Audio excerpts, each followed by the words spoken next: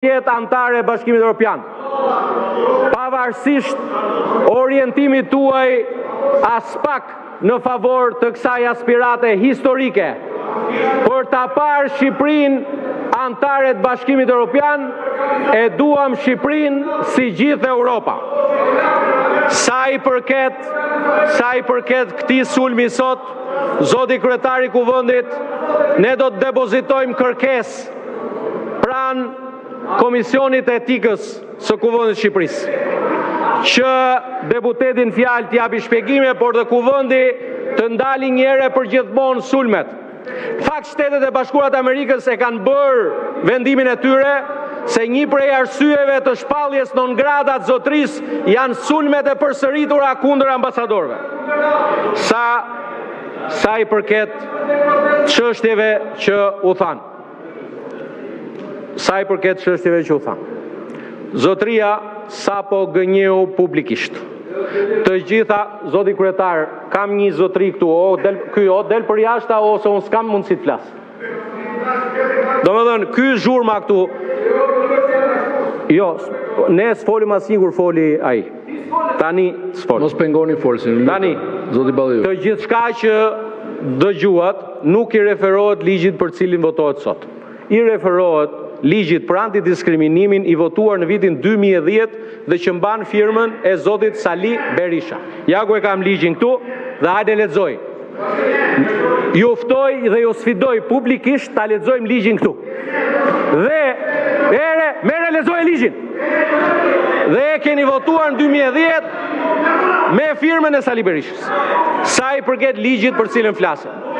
Zonja dhe zotërinj qytetar shqiptar, motra dhe vlezër, burra dhe gra të këtij vendit. Në ligj sanksionohet qartë si gjini, në Republikën e Shqipërisë ka vetëm burra dhe ka vetëm gra. Dhe kjo është rregulluar edhe me amendamentin e propozuar prej meje dhe 2 kolegëve tjerë.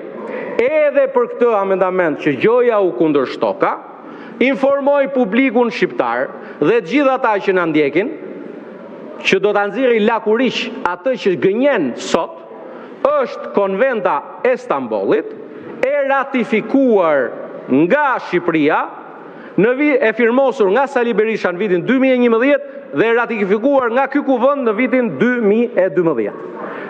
Ratifikimi i ndodhur këtu në parlament, një sekond, e kam votuar edhe unë, se nuk jam unë Bullacak. Por jam ai që ka mbajtur të njëjtën qëndrim mbaj sot. Politizimi i kësaj çështje nuk ka as pak të bëjë me këtë ligj. Në këtë ligj, zonja zotëri, motra dhe vëllezër, burra dhe gra të këtij vendi, thuhet qartë që në Republikën e Shqipërisë nuk do të ketë më gratë që të paguhen më pak se burrat për shkak se janë gra. Por gratë dhe burrat e këtij vendi do paguhen gjithë një lloj.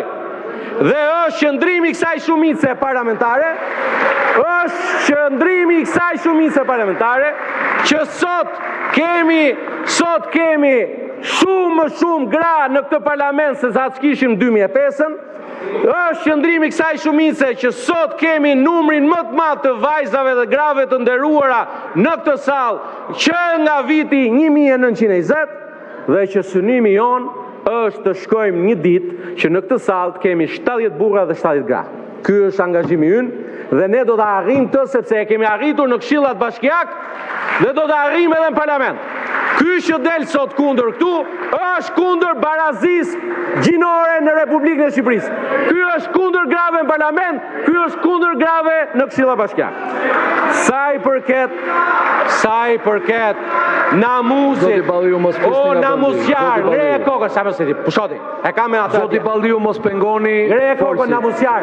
Ngre kokën o Sali, ngre kokën. Jo të rreq vëmendje sipas rregullores të 164, zoti Balliu. Sa i përket përkatësisë shumë fisht.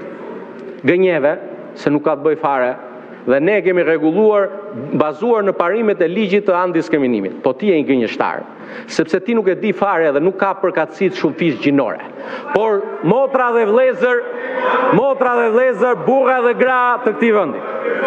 Përkatësia e shumë fisht është kur un jam një vajzë e dhunuar, jam një vajzë e abuzuar seksualisht, jam një vajzë rome, jam një vajzë që jetojnë në një lagje periferike dhe përkatësia e shumëfisht e imja është që më kanë rënë mbi supet e familjes time të gjitha këto halle. Dhe kjo është përkatësia e shumëfisht.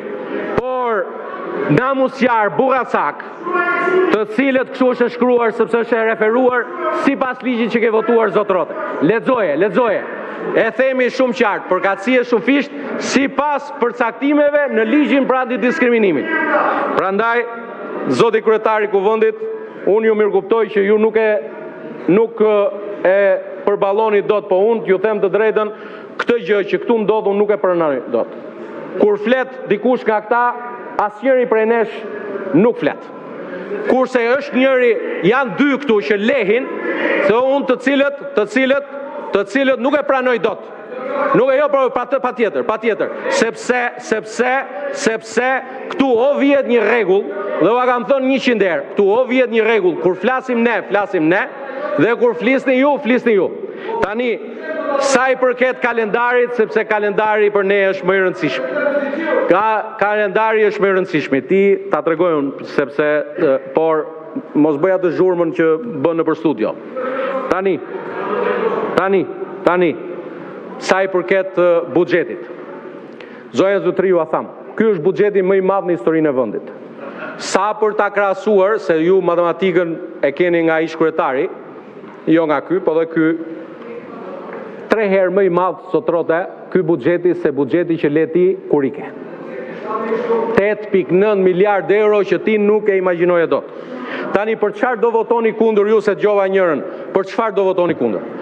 Do votoni kundër 130 milion euro për rimbursimin e medikamenteve. Pra ato do votoni kundër. Do votoni kundër 100 milion euro të tjera shtesë te buxheti pensionit. Pra ato do votoni kundër. Shko thuaja gjyshes tënde. Thuaj gjyshe jam kundër rritjes pensionit tënd. Guxo dhe thoja gjyshes.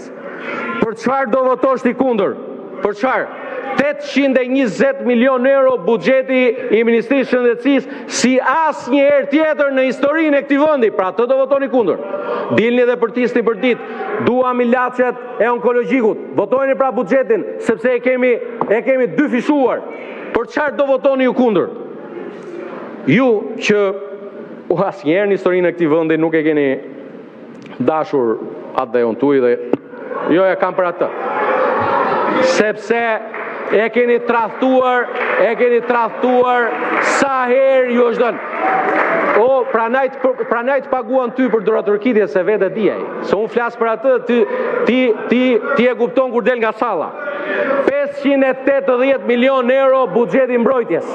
580 milion euro ose 10 herë më i madh se sa buxheti mbrojtjes kur ikët ju nga ky vend, nga qeverisja e vendit. Prandaj ftesa jon është që të votoni buxhetin, pavarësisht se ka një rregull të pashkruar në politikë, që nëse ka dy gjëra për të cilat ndahet majoranca me qeverinë, është që opozita voton kundër buxhetit dhe opozita voton kundër përbërjes qeverisë.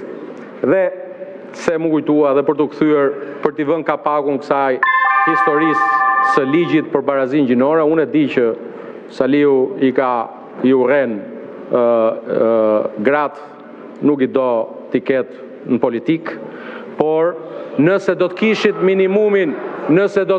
minimumin në minimumin e sinqeritetit përballë njerëzve, përballë atyre, edhe se përmendë këtu dhe komunitetet gënjeshtar.